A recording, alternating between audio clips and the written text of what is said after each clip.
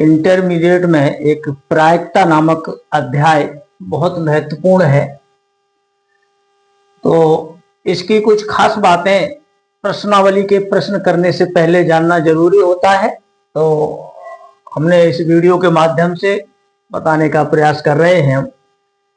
तो देखिए, मानव जीवन में जो दो तरह के प्रयोग सामने आते हैं, प्रयोग दो भागों में बांटे गए हैं।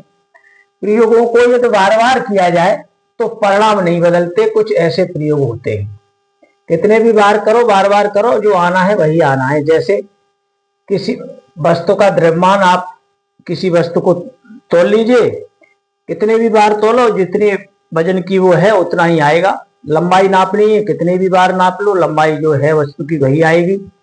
किसी प्रश्न को हल कर लो, जितना उत्तर आना है उतने, कितने भी बार कर लो, उत्तर नहीं बदलेगा। जैसे 2 और 3 को जोड़ लो, 5 आएगा, कितने भी बार जोड़ लो, जब चाहो तब जोड़ लो, 5 आएगा। तो कुछ ये प्रयोग हैं, इनको कितने भी बार कोई करे परिणाम नहीं बदलेंगे। अब इससे हटकर कुछ इसके विपरीत प्रयोग पाए जाते हैं, जिन प्रयोगों को बार बार किया जाए तो उनके परिणाम बदल जाते हैं। जैसे किसी सिक्का को उछालेंगे तो परिणाम में हेड आया है, लेकिन उछालते रहें तो कभी न कभी टेल आ जाएगा। ऐसे ही पासा फेंका जाए तो ये परिणाम, फेंकते ही रहें तो ये परिणाम निश्चित रूप से बदल बदल के आते रहेंगे। क्रिकेट आदि क्या, ये मैच, तमाम तरह के मैच, खेल वगैरह ये होते हैं, बार बार खेलो इन्हें, तो जो परिणाम ये नहीं है कि जो एक बार आ गया वही आता रहेगा। प्रयोग को यदि आप दोहराते रहेंगे तो कभी न कभी परिणाम बदल जाएगा। इस तरह के प्रयोग भी होते हैं। तो इन प्रयोगों को जो होते हैं, इनका अध्ययन प्रयोगशालाओं में किया जा सकता है। लेकिन कुछ ऐसे प्रयोग हैं जिनको दोहराने से परिणाम बदल जाते हैं। ये